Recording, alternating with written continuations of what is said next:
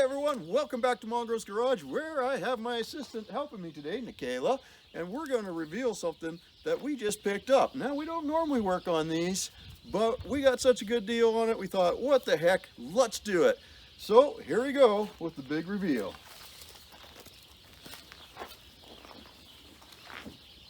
Can you tell what it is yet? How about now? This is a 2017 Cadillac ATS. Has a 2-liter turbocharged engine in it, and we're going to take you for a walk around. Let's go check it out.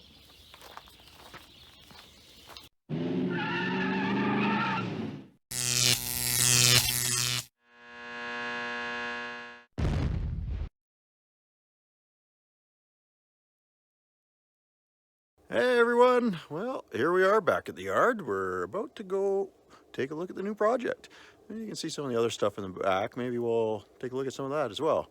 Let's go flip the camera around and do that. Well, there it is. Now this one, that's a little bit different than some of the other projects we just showed you. A lot newer. Let's have a look at it. Why did we pick this up? Well, we got a good deal on it, of course. That's why we picked it up. But we wanted to play with something a little bit newer and start thinking about doing some other stuff on the channel. So you can see it looks pretty good till we get up to here. It still actually doesn't look too bad, but whoopsies. Yep, it got crunched. It looks probably a lot worse than it actually is, and we'll go through that in a minute. I'm hoping this light is still good because I don't think these are too cheap. Seems pretty solid, so I think that one might be good.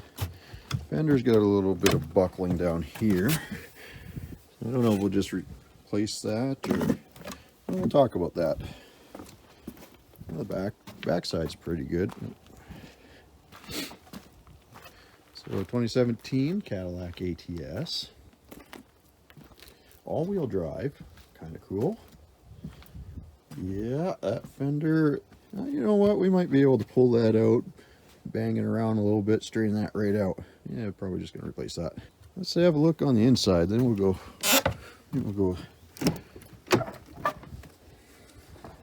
Well, the door still opens, that's a plus, but you can see it pops almost every airbag in here. So made a bit of a mess, cracked the windshield. Let's take a look at the back seat. See that the impact bag on the seat kind of popped too. So driver's seat. Now supposedly you can replace those, stitch it up. I don't know if we're going to replace the seat or if we're going to just find a bag and stitch it back up. We'll see what is easier to do. You guys let me know what you have any experience with these. What's the better route to go? Now it looks like we did rip the leather a little bit here, so I don't know if we can stitch that up. Let's hop in.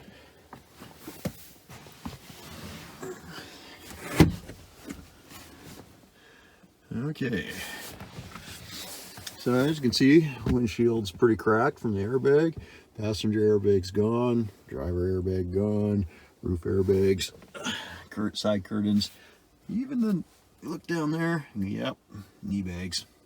So that's not going to be inexpensive, I'm sure. That's probably going to cost a few bucks, but fortunately I think we found most of them and it shouldn't be too bad.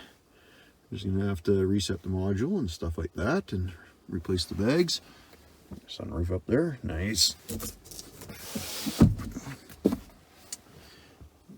Interior still in pretty nice shape except for having to replace that part of the dash pad. Let's go sneak around to the driver's side, see if there's any power in this thing. All right, so here we go, we're inside. All right, yeah, dead, very much dead. What's the key fob for it? Nope, nothing. You know what? We'll see if we can put a battery on this and get it to start later. Let's go have a look under the hood, shall we? All right. Well, here we go. The hood still opens pretty good. That's a good thing. So what we have here is a 2-liter turbocharged. Now this is our first boosted engine. I'm normally a normally aspirated guy, but you gotta expand your horizons at some point. So this is a good start, we figured. Now, let's talk about how damaged this is. First thing we're gonna look at is this upper tie bar right here. You can see it's buckled there. Got crunched pretty good there. And she's twisted and buckled over there. But what I do want to show you about that is right here. This tie bar unbolts. And we took a couple measurements, just some rough ones for now. And this primary structure seems to be straight still. It doesn't seem to be tweaked or twisted, so that's good. We might be getting away pretty good. Another good thing is if we look at the doors, all the gaps are still good. Door closes normally, both sides, so I don't think we got anything too tweaked there, which is fantastic, because that means a lot of that's just going to be bolted back on. Moving on, let's go down to this frame area here. And you see our front bumper support is really twisted up pretty good. You can see it's buckled right here, but again, come back here, it unbolts. This primary structure that it attaches to seems to be straight and not tweaked at all. Seems to be still in good shape. So we can unbolt this, replace it with a good unit, and we might be good on that. Don't know for sure, but that's the hope. The engine cradle, well, it got a little bit smacked. And we look down here, I have to take the camera off the device here. And you can see our CV axle has come out. Hey, take a look down in there. Yeah, CV axle has come apart. And looks like our lower control arm is broken, which means our tie rod's probably bent too. So we're gonna have to replace that or figure something out. Not sure if this is steel or aluminum. Maybe we can patch it up for now, kind of put things back together just so we can move around the yard, but we'll take a look. Let's see if we can get some power on this thing and get it started.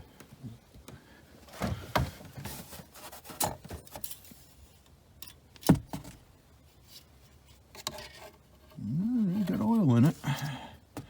That's a good thing. Well, these new fandangled cars, they're a little weird. They don't even have a battery up here. So we put some jumper cables on those power points. Let's see what happens. I got the key fob here. Oh, let's go have a look.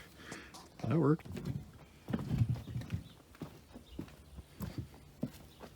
Some bits and pieces in here.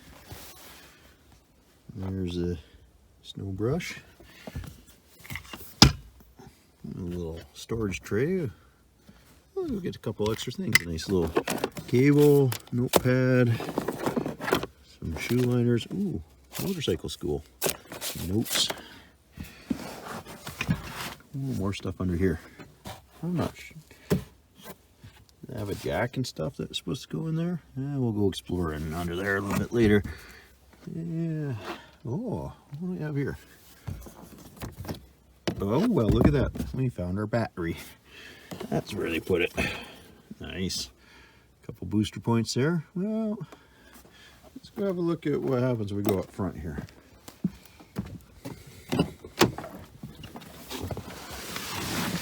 Alright. Oh, well, that's a good sign. There's power. Fancy. I don't know if I'm allowed in this. That seems a little too fancy. Should we try starting it?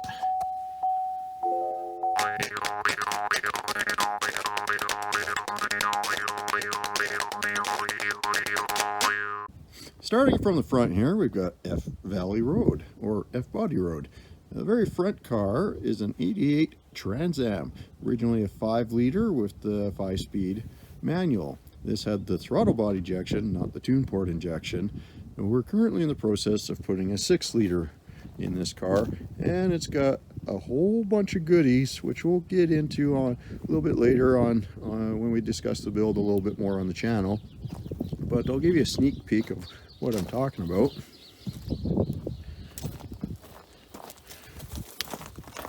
You can see, yeah, maybe We got some street ETs on there. Mickey Thompson came with the car. I was quite happy about that. Peek in the window. See the B&M shifter. I'll open the door. There you go. A little bit of a down here. We'll take a little bit of a peek. Oh, what's that? Whole new painless wiring harness. Yeah. So there's a few toys in this. We'll get into them a little bit later on in the build. All right, what's coming up next? Well, here's our 85 Camaro. This is originally a V6 car with a 5-speed. As you can see, it's been had some upgrades. It's currently sporting a 5.3 LM motor in it. It's got the 4L60 transmission. Oh, by the way, the Trans Am here has got 4L80 in it right now. Eventually, the plan is to put these back to manual transmission cars, but we're trying to keep the cost down right now, and that stuff came with cars, so that's what we're doing. So the Camaro is going to be coming back in fairly soon, I think. It's got the IROC hood on it. It's got the ground effects package on it. It's got a few upgrades in it. We'll go into more detail on those. The suspension has been upgraded on this already. It's got the Borg Warner differential in it, so it's got 4-wheel disc brakes, stuff like a bunch of goodies like that. This next car, a friend's car, he's storing out here. That's a 91, I believe it's a 91 Firebird convertible Trans Am. It's got a 5-liter in it and a 5-speed. Fairly modified actually, but it is a nice car. When we were driving it, cruising around, took it on a couple of road trips. It's been sitting for a while, so it needs a little attention, but up next, this has been on the channel before. 78 Trans Am, of course 6.6 liter, 400 cubic inch, 4-speed Borg Warner, Super T10 in it. It looks like I need to put some air in the tires. Love this car, really need to get on it, get it back on the road. It's a very fun car. Lots of torque in these things. Next is my old Chrysler 300, which no longer belongs to me, it belongs to a friend of mine. His parents owned it, and they're not driving anymore, so they've given it back to him. And it needs a little bit of work, so I'm gonna put a bit of work into it. So Chrysler 300C, it's got the 5.7 Hemi in it, neg 1 transmission. I got a really good deal on this car. I had to fix a bunch of stuff on it, but I drove this car for many years, thoroughly enjoyed it. Very fun car. This one also has been on the channel. It's the 38 Pontiac, currently has the straight 6 261 in it, Chevy stove bolt. That's coming out, and this one is, well, let's get an engine swap. We won't discuss which engine is going in there, but it is getting an engine in there. So that's that lineup. Let's go have a look at a couple other things kicking around the yard that'll be coming up.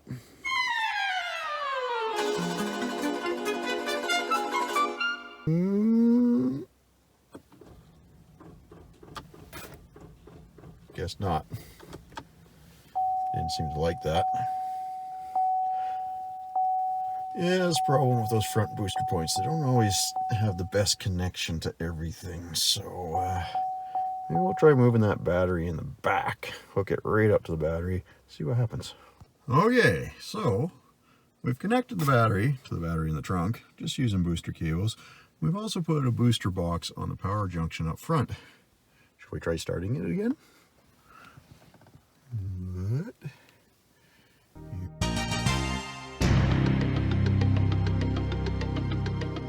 Okay, if you followed my channel at all, you have seen this truck on the channel. Well, a buddy purchased it. It's been sitting on the property, and he kind of it's been out here for a while, and it sat out in the field for quite a while. It's got a 307 in it, and it was seized. I mean, that sucker was locked solid. We spent a lot of time, dumped some ATF down the cylinders, let it sit, let it soak for quite a while. Probably sat with ATF in the cylinders for about a year, honestly.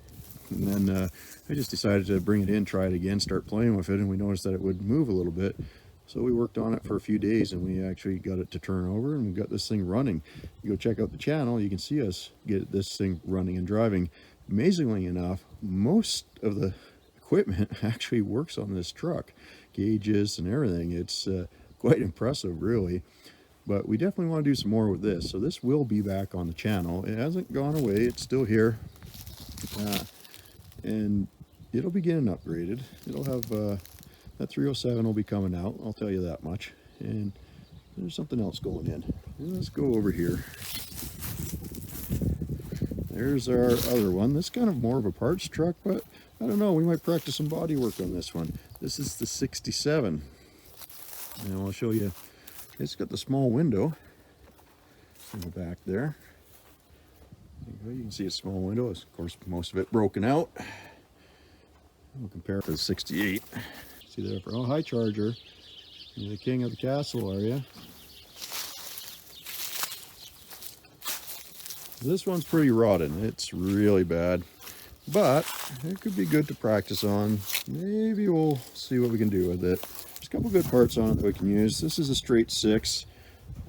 In this one, it's the smaller straight 6. So we'll get back on playing with this. We'll give it a power wash, see how it cleans up. Okay, let's get back onto what we're really wanting to look at. Here we go. Whoa, whoa, look at that.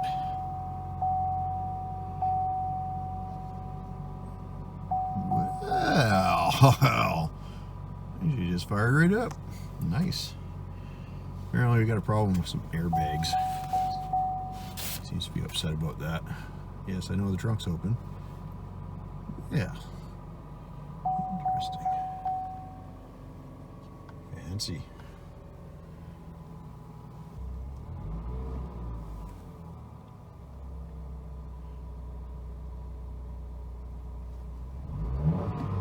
Whoa, made a little bit of boost. See that? Boost.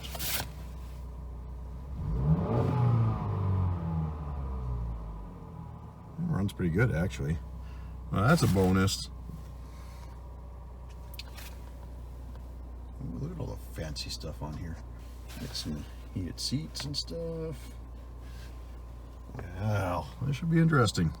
All right, let's go hear how it sounds on the outside. Well, I think we got pretty lucky radiator-wise. I don't know if it's fully intact, but it doesn't have any leaks. Lots of coolant in there, so that's good. It runs nice and smooth. You can see our coolant right there. It's still got stuff in it. Oil was good, we already checked that. Sweet. Well, I'm looking forward to getting to work on this. As I said, this is our first turbocharged engine, so it could be interesting learning that. I don't know how much we're going to play with that, but who knows? We might tweak it a little bit. So there you go. That is our new project that we picked up. What do you think we should do with it? Should we try to get it back on the road as inexpensive as possible? Should we tweak it a little bit? Give it some styling, put an ATS-V look to it? Or, this is based on the Camaro platform. Should we go completely crazy and see if we can shove a 6.2 liter in here? I don't know. You tell us. Leave some comments down below. I don't know how practical it is to see if we can LS swap this. Might not be practical at all, but we can always look into it. Body kit, well, it's a definite candidate for that because we got to replace most of that anyways. So give us some ideas, some input, and if you haven't already subscribed, please do so. Ring the bell, hit the like, all that good stuff, and leave your comments down below on what direction you think we should head with the 2017 Cadillac ATS. All right, thanks for watching. We'll see you on the next episode.